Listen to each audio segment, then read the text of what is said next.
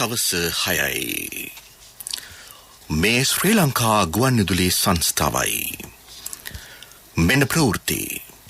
සංස්කරණය නිශාන් තුෂාර, ප්‍රකාශය ඥානින්ද පෙරේරා. උපාධිධාරීන් 50,000කට ජනවාරි 3 වෙනිදා සිට ස්ථිරපත්වීම. යාපාල රජයේ ක්‍රියාපිළිවෙත රාජ්‍ය ණයබර උච්චතම අවස්ථාවට පත් කළ බව වෙළඳ ඇමති කියයි. ඩොලර් හිඟයට අන්තර්ජාතික මූල්‍ය අරමුදලින් විසඳුම් සොයාගත යුතුයයි රනිල් වික්‍රමසිංහගෙන් ප්‍රකාශයක්.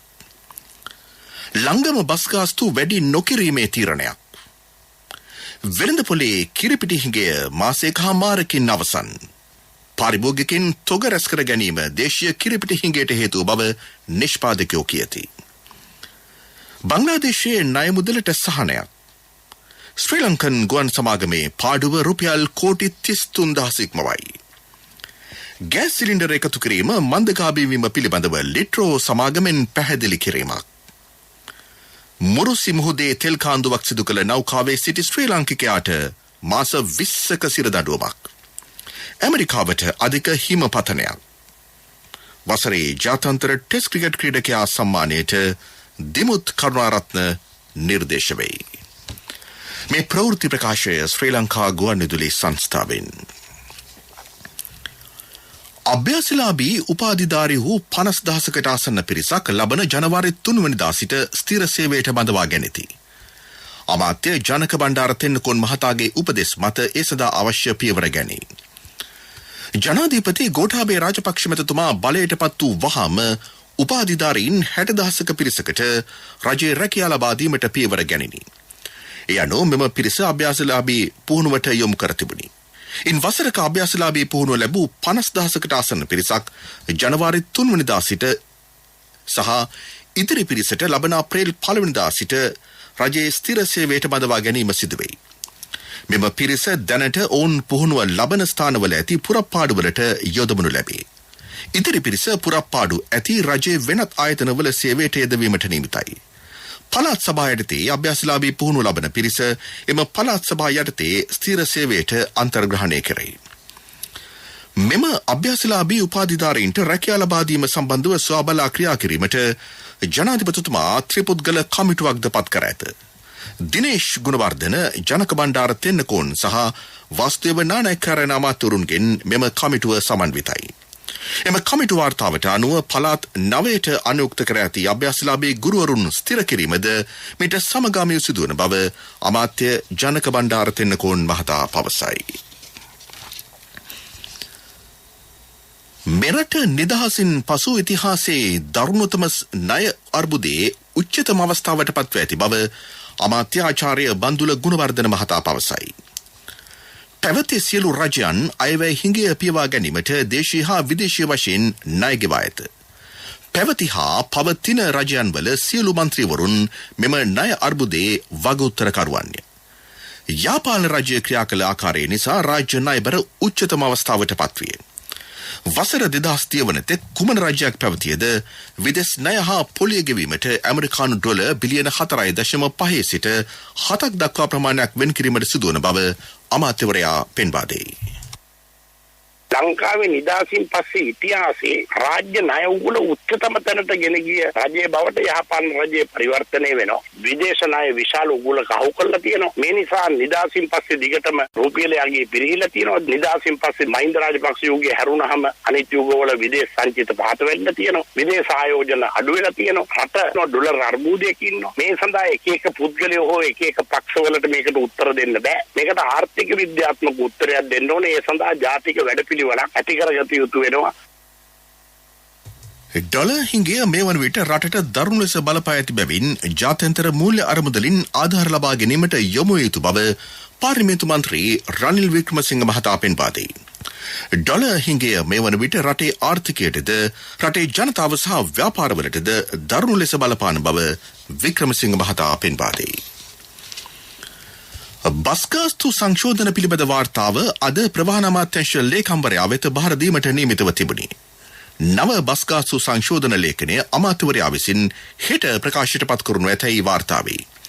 මේ සම්බන්ධයෙන් ජාතික ගුවන්විදුලි වෙත අදහස් ප්‍රකාශ කළ ලංකා පෞද්ගලික බස් හිමියන්ගේ සංගමේ සභාපති ගැමුණු විජේරත්න මහතා ජාති ගමනාගමන කොන්සම් භාවනයේ හදන්න වැඩි වෙච්ච මිල ගණන් සුමාන දුන්නා ඒකට සාපේක්ෂව තමයි හදන්නේ අපේ කොමිෂන් සභාව පොරොන්දුනේ බදාද දෙන්නගේ දදා අමාත්‍යතුමාගේ සාකච්ඡාවේදී අමාත්‍යාංශයේත් එක්ක සාකච්ඡා කරලා තමයි අපි දින බකවාන තීරණය කරන්නේ හදිස්සි වෙන්නේ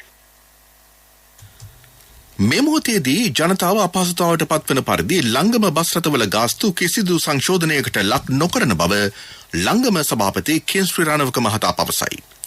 එසේම දුම්රිය වර්ජනයේදී ජනතාවට සිදුවන අපහසුතා අවම කිරීම සඳහා ලංගම සහ දුම්රිය දෙපාර්තමේන්තුව එක්ව නව සැලැස්මක් ක්‍රියාත්මක කිරීමටද අද සාකච්ඡා කළ බව ඒ මහතා සඳහන් කරයි. දුම්රිය ස්ථානවල දුම්රිය පැමිණෙන අවස්ථාවන් වලදී බස් රථ යෙදවීමටත් අපි සාකච්ඡා කරගත්තා. ඒ වගේම මේ දුම්රිය ස්ථානය කිසියම් ආකාරයකට ඩිපෝකින් ටිකක් දුර ස්ථානයක තියෙනවා නම් එම දුම්රිය ස්ථානයෙන්ම බස් රථ ආරම්භ කිරීමටත් අපි කටයුතු කරනවා ඉදිරියේදී. මේ මගේ ජනතාවගේ පහසුව සඳහා. ඒත් එක්කම මේ වර්තමානයේ ඇති වෙලා තියෙන තත්ත්වයට කිසියම් පිළියමක් යොදන්නට බස් රථ යෙදවීම අවශ්‍ය වුණොත් ඒ සඳහා බස් රථ යෙදවීම සඳහා අපි දුම්රිය දෙපාර්තමේන්තුව සහ ශ්‍රී ලංකා ගමනාගමන මණ්ඩලය ඒකාබද්ධ වැඩසටහනකට යන්නට අපි තීන්දුව කරා. ඒ අනුව හදිසි වර්ජනයන් සිදුවන අවස්ථාවන් වලදී මහජනතාවට අපහසුතාවයක් නොවන පරිදි ඒ සඳහා ශ්‍රී ලංකා ගමනාගමන මණ්ඩලයේ බස් රථ එම දුම්රිය මගින් ප්‍රවාහනය කිරීමට ඒ අවශ්‍ය දුම්රිය ස්ථාන වලට යොදවන්න අපි තීන්දුවක් ගත්තා. ඒ අනුව දුම්රිය මගින් හදිසි අවස්ථාවන් වලදී ලංගම බස් රථ මගින් ප්‍රවාහනය කරන්නට අපි ඉදිරියේදී කටයුතු කරනවා. තවත් මාසයක මාර්ග කාලයක් ගතවන තෙක් වෙළඳපොළට නිසි පරිදි කිරිපිටි සැපීම සිදු කළ නොහැකි බව කිරිපිටි ආනයනකරුවන්ගේ සංගමය පවසයි. ඩොලර් ප්‍රශ්නය තිබුණද මේ වන විට ජාත්‍යන්තර කිරිපිටි වෙළඳපොළෙන් කිරිපිටි ඉල්ලුම් කර තිබේ. එම තොග මෙරටට ළඟාවීමට සහ වෙළඳපොළට සැපීමට මාසයක හමාරක පමණ කාලයක් ගත වේ. ඉන් පසු හිඟයකින් තොරව කිරිපිටි සැපීමට හැකි වාතාවරණයක් සකස් වෙමින් පවතී.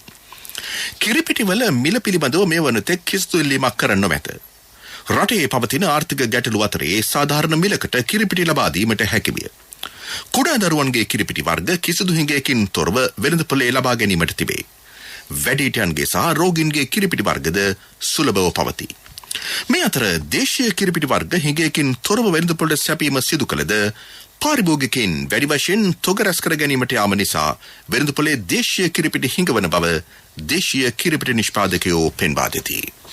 මේ ප්‍රවෘත්ති ප්‍රකාශය ශ්‍රී ලංකා ගුවන්විදුලි සංස්ථාවෙන්.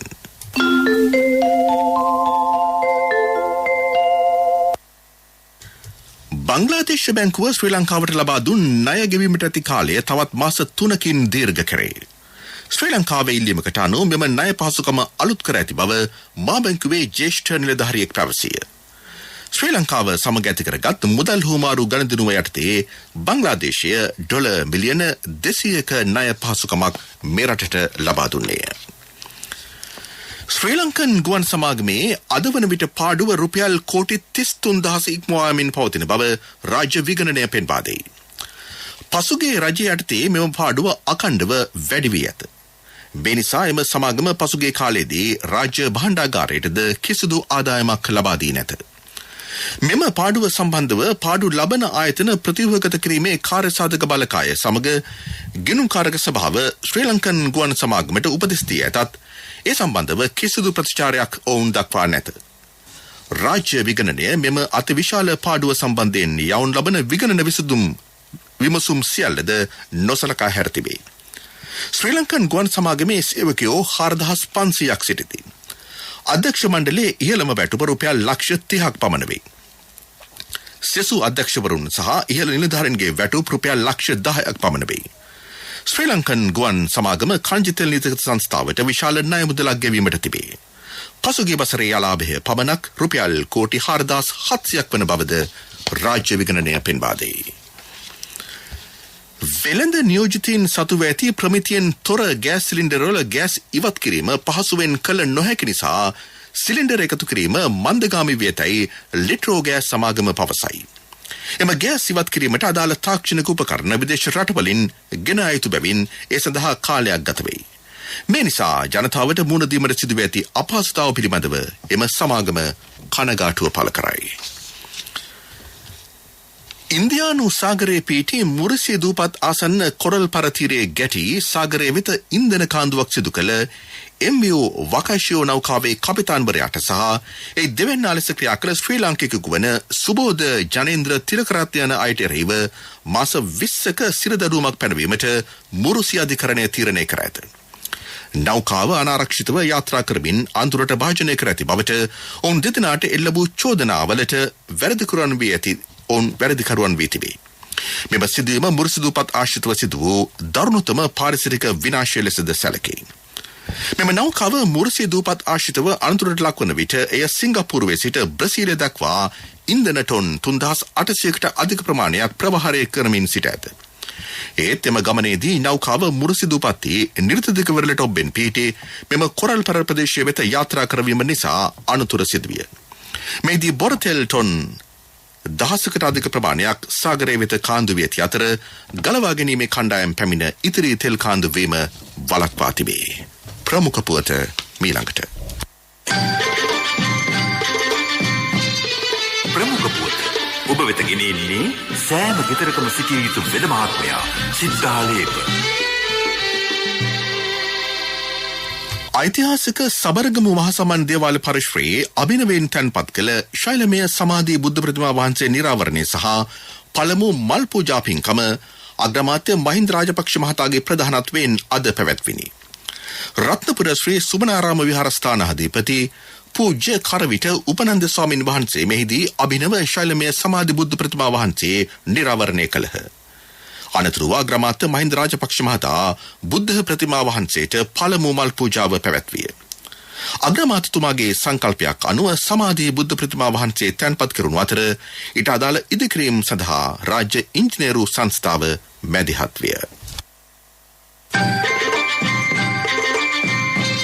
ප්‍රමුඛතම පුවත ඔබ වෙත ගෙන ආවේ සිද්ධාලේප ලක්පියාව. සත්‍ය හඬ අවධානය පිණිසයි. උත්සව සමයේ ගිනිකෙලි ආශ්‍රිත අනතුරු සහ රිය අනතුරු වළක්වා ගැනීම කෙරෙහි ජනතාව අවධානයෙන් ක්‍රියා කළ යුතු බව කොළඹ ජාතික රෝහලේ පුහුණු කිරීමේ නිලධාරිණී පුෂ්පා රම්‍යානිද සොයිසාමෙනවිය පවසයි. දැඩි කලබලයෙන් රේත් පැදවීම නොකළ යුතුය. මාර්ගනීති සුරකිමින් මද්‍රව්‍ය භාවිතයෙන් තොරව රිය ධාවනය කරන්නයි ඇය ජනතාවගෙන් ඉල්ලා සිටී. අනවශ්‍ය කලබලය, පීඩාව, නීති රීති පිළිබඳ අනවබෝධය, ඒ වගේම අධික වේගය, ධාවනය කිරීමේදී තියෙන විවිධාකාර ක්‍රියාකාරකම්, ඒ වගේම යතුරුපැදි අනතුරු තමයි බහුතරයක්ම පෙන්වන්න කරන්නේ. ඒ නිසා යතුරුපැදි ගත්තම ඉගිල්ලෙන්නේ නැතිව නීති රීතිත් එක්ක ඔබ ගමන් කරන්නේ නම් ලොකු වෙනසක් කරන්න පුළුවන්. බොහෝ අය මරුමුවටපත් වෙන්නේ යතුරුපැදි අනතුරු ඉතාමත් විශාල වූ කාරණාවක් විදිහට පෙන්වන්න කරනවා. ඒ වගේම ඔබ හැම වාහනයක් අතරම පරතරයක් ලබා ගන්න පුළුවන් නම් නීති රීති හරියටම සුරකින්න නම් ඒ කියන්නේ රියදුරු මහත්ය විතරක් නෙවෙයි. පදිකයා, මගියා, රියදුරා මෙන්න මේ ත්‍රිත්වයම තමගේ වගකීම ඉෂ්ට කරන්නේ නම් පමණයි අපිට අනුතරම කරන්න හැකියාවක් තියෙන්නේ. ඒ වගේම මත්පැන් මත්ද්‍රව්‍ය වලට කිසිදු ඉඩක් තියන්න එපා රියදුරේ. ඔබ සැලකිලිමත් වන්නේ නම් මේ අනුතුරු මහා මාර්ගයේ අනුතුරු වළක්වා ගන්න හැකියාවක් තිබෙනවා. ලෝක ප්‍රවෘත්ති අනුග්‍රහය CIB ජනජය වාසනා සමගින් නවතම සහ නව අවුරුදු සේල් ආරම්භුණා. දෙසැම්බර් මාසයේ පුරා ඔබේ විල්පත්‍ර වටිනා තෑගි තෙල් ගෝල්ඩ්පත් සහ බැංකු කාඩ්පත් සඳහා 120ක් දක්වා වටම්. අදම CIB එන්න. අධික හිමපතනෙන් බටහිර ඇමරිකාවේ කැලිෆෝනියා ඇතුළු ප්‍රාන්ත රැසකට දැඩි බලපෑම් එල්ල වී තිබේ. ගත වූ පැය 24 තුළදී පමණක් බටහිර ඇමරිකාවේ ඇතැම් ප්‍රදේශවලට සෙන්ටිමීටර් 75 ඉක්ම වූ හිමපතනයක් ලැබී ඇති බව කාලගුණාංශය සඳහන් කරයි. පොදු ස්ථානවලට ඇතුළුවීමේදී ජනතාව එන්නත් කරන ලක් වූ බවට සහතික වීම අනිවාර්ය කිරීමට ප්‍රංශ රජයේ අවධානය යොමු වී තිබේ. ඔමික්‍රෝන් ප්‍රභේදය වේගෙන් ව්‍යාප්ත වීම නිසා ජනතාව එන්නත් කරන යොමු කිරීම මෙහි අරමුණයි. පිලිපීනයට බලපෑ රයි සුලිකුණාටුවෙන් මියගිය සංඛ්‍යාව 389ක් දක්වා ඉහළ ගොස් ඇත. තවත් 64 දෙනෙකු අතුරුදන් වී තිබේ. මේ වසරේ රටට බලපෑ 15 වෙනි සහ බලවත්ම සුලිකුණාටුව මෙයයි. ලෝක ප්‍රවෘත්ති අනුග්‍රහය CIB ජනජය වාසනා සමගින් නවතම සහ නව අවුරුදු සේල් ආරම්භුණා. දෙසැම්බර් මාසයේ පුරා ඔබේ විල්පත්‍ර වටිනා තෑගි තෙල් ගෝල්ඩ්පත් සහ බැංකු කාඩ්පත් සඳහා 120ක් දක්වා වටම්. අදම CIB එන්න. පෙරසර සංවර්ධනයක පුවත් සම්පින්ඩනය සංවර්ධන පුවත්. පොල් ගසෙන් වැඩගමු රටදයත් දිනවමු. සහය සඳහා අමතන්න 1928 WhatsApp 070යි 400යි 1928. දේශීය පොල් කර්මාන්තයේ නවෝදය ආරම්භමු. පෙරදෙනිය බදුල්ල චෙන්කලාඩි මාර්ගයේ බිබිල සිට චෙන්කලාඩි දක්වා සංවර්ධනය කළ කිලෝමීටර් 86.7ක මාර්ග කොටස ජනතා අයිතියට පත් කරයි. මේ සඳහා වැය කර ඇති මුදල රුපියල් මිලියන 7,200කි. ඒ සඳහා සෞදි අරමුදල ව්‍යාපෘතිය මගින් මූල්‍ය ආධාර සපයා ඇත. මෙම මාර්ග කොටස ඉදිකිරීම වෙනුවෙන් ඉඩම් හා දේපල හිමි වූ බිබිල රෙදිමාලියද්ද පදිතලාව සහ මහ ඔය යන ප්‍රාදේශීය ලේකම් කොට්ටාශවල ජනතාව වෙනුවෙන් මෙවන විට රුපියල් මිලියන 12.1ක් වන්දි මුදල් ලෙස ගෙවා ඇත. තිරසර සංවර්ධනයක පුවත් සම්පින්ඩනය සංවර්ධන පුවත්. වත්තපිටියේ ඇති පොල් ගහ කියන්නේ අමතර ආදායම් මාර්ගයකට ඔබට ඇති හොඳම මගක්. පොල් මදෙන්, කට්ටෙන්, ලෙල්ලෙන් පමණක් නොව මුළු පොල් ගහෙන්ම හරියටම ප්‍රයෝජනගෙන ඔබේ අතමිට සරු කරගන්නා අතරම ජාතික ආර්ථිකය සයමත් කිරීම සඳහා දායක වීමට දැන් ඔබට අවස්ථාව.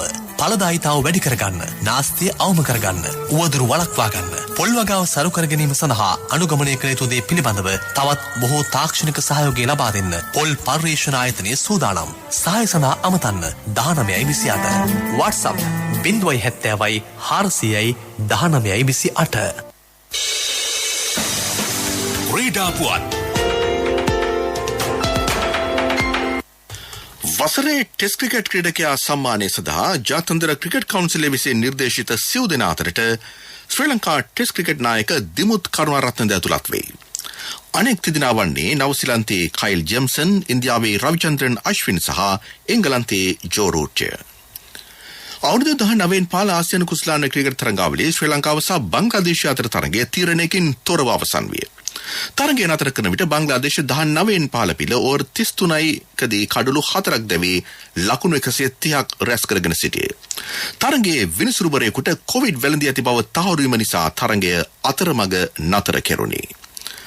zimbabwe ජාතික ක්‍රිකට් කණ්ඩායම එක්දින තරඟ 3ක් සඳහා ජනවාරි 10 වෙනිදා ශ්‍රී ලංකාවට පැමිණීමට නියමිතයි. පළමු තරඟය ජනවාරි 16 වෙනිදාත්, අනෙක් තරඟ ජනවාරි 18 සහ 21 යන දිනවලදී පැවැත්වෙයි. සියලු තරඟ දිවා රාත්‍රී තරඟ ලෙස මහනුවර පල්ලේකැලේ ක්‍රීඩාංගණයේදී පැවැත්වෙනු ඇත. ව්‍යාපාරික පුවත් ඔබ වෙත ගෙන ඉන්නේ NSB හරහා එවන සෑම විදේශ මුදල් ඒකකයක් සඳහාම ඇමරිකානු ඩොලර් අගය මත ඩොලරයකට අමතර රුපියල් 10ක් සහ තවත් තෑගි 2021 දෙසැම්බර් 31 දක්වා. ලංකා පේ ජාතික කාඩ්පත් යෝජනා ක්‍රමය යටතේ කාඩ් නිකුත් කරන සහ කාඩ් ගනුදෙනු සඳහා ගෙවීම් කරන පළමු බැංකුව බවට මහජන බැංකුව පත්වෙයි. මේ සඳහා වන ගිවිසුම් හුවමාරු කර ගැනීම පසුගියදා සිදුවිය. ලංකා පේ ජාතික කාඩ්පත් යෝජනා ක්‍රමය ශ්‍රී ලංකාවේ ජාත්‍යන්තර ප්‍රමිතීන්ට අනුගතව දේශීය කාඩ්පත් යෝජනා ක්‍රමයකි. ව්‍යාපාරික පුවත් ඔබ වෙත ගෙන ආවේ NSB සල්ලි එහෙන් තෑගි මෙහෙන් ස්වර්ණ ජයන්ති වාසනා ජයග්‍රාහකයා ඔබද. NSB ස්වර්ණ ජයන්තිය වෙනුවෙන් සුපිරි ජයග්‍රාහකයාට රන් පවුන් 50ක්, දෙවැනි ජයග්‍රාහකින් 10 දෙනාට ස්කූටර්, දෙවැනි ජයග්‍රාහකින් 10 දෙනාට iPhone, සිව්වැනි ජයග්‍රාහකින් 29 දෙනාට mountain bike. 2021 ඔක්තෝබර් 1 වෙනිදා සිට 2022 දෙසැම්බර් 31 දක්වා NSB U Trust හරහා අවමේ වරකට ඇමරිකානු ඩොලර් 100ක් හෝ ඊට සමාන ඕනෑම විදේශ මුදල් 3 වතාවක් එවන්න. ආර්ථික පුවත් ආවරණය ඔබේ ඕනම අවශ්‍යතාවයකට සුදුසු මූල්‍ය විසඳුම් දෙන එන අය දියුණු වෙන අය එන LOLC සමූහය එන්න දියුණු වෙන්න. බ්‍රවුන් සහ සමාගම රුපියල් බිලියන 5ක් වටිනා ණයකරණ එකතුවකට සැරසෙයි. යනුව සමාගමගින් ලැසුගත වර්ග කෙරුණු සුරක්ෂිත ජ්‍යෙෂ්ඨ ආපසු මුදවාගත හැකි ණයකර කොටස් මිලියන 50ක් නිකුත් කිරීමට අපේක්ෂා කෙරේ. මෙම එක් ණයකර කොටසක් රුපියල් 100 බැගින් මිල කිරීමට නියමිතයි. යුතුයකම් වගකීම් එක්ක සල්ලි ඉතුරු කරන්න ලේසි නෑ. ඔබේ ස්ථාවර තැන්පතට ආකර්ෂණීය පොලියක් හා ආරක්ෂාවක් දෙන්න අපි පොරොන්දු වෙන්නේ ඒකයි. LOLC Finance ස්ථාවර තැන්පතු ඉතිරිය උතුරන්න. 2001 දෙසැම්බර් 13 වෙනි දින නීතිගත කරන ලද LOLC Finance PLC ICRA Lanka limited වෙතින් SLA ස්ථාවර ශ්‍රේණිය ලබා ඇත. 2011 අංක 42 දරන මුදල් ව්‍යාපාර පනත යටතේ ශ්‍රී ලංකා මහ බැංකුවේ මුදල් මණ්ඩලය වෙතින් බලපත්‍රලාභී මුදල් සමාගමකි.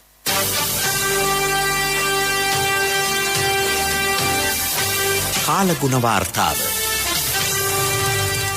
උතුරු නැගෙනහිර සහ ඌව පළාත්වලත් පොළොන්නරුව මාතලේ සහ නුවරඑළිය දිස්ත්‍රික් වලත් වැසිවාර කීපයක් ඇති වෙන බව කාලගුණ විද්‍යා දෙපාර්තමේන්තුව පවසයි.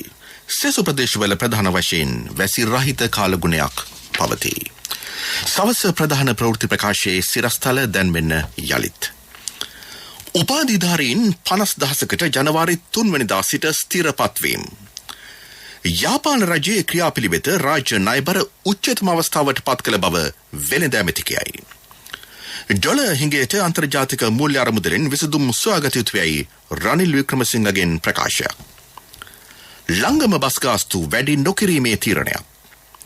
වෙළඳපොලේ කිරිපිටි හිඟය මාසයේ එකහමාරකින් අවසන්. පාරිභෝගිකින් තොග රැස් කර ගැනීම දේශීය කිරිපිටි හිඟයට හේතුව බව නිෂ්පාදකයෝ කියති. බංග්ලාදේශයේ ණය මුදලට සහනයක්. ශ්‍රී ලංකන් ගුවන් සමාගමේ පාඩුව රුපියල් කෝටි 33,000ක් ඉක්මවයි. ගෑස් සිලින්ඩර් එකතු කිරීම මන්දගාමී වීම පිළිබඳව ලිට්‍රෝ සමාගමෙන් පැහැදිලි කිරීමක්. මුරසි මුහුදේ තෙල් කාන්දුවක් සිදු කළ නෞකාවේ සිටි ශ්‍රී ලාංකිකයාට මාස 20ක සිරදඬුවමක්. ඇමරිකාවට අධික හිමපතනයක්. වසරේ ජාත්‍යන්තර ටෙස්ට් ක්‍රිකට් ක්‍රීඩකයා සම්මානයට දිමුත් කරුණාරත්නත් නිර්දේශ වෙයි. සවස ප්‍රධාන ප්‍රවෘත්ති ඉන් සමාප්තයි. අපගේ මෙම ප්‍රවෘත්ති ප්‍රකාශයට www.slbc.lk වෙබ් අඩවිය ඔස්සේද ඔබට සවන් දිය හැකියි. ජාතික ගුවන්විදුලියේ මීළඟ ප්‍රධාන ප්‍රවෘත්ති ප්‍රකාශය රාත්‍රී 9ට.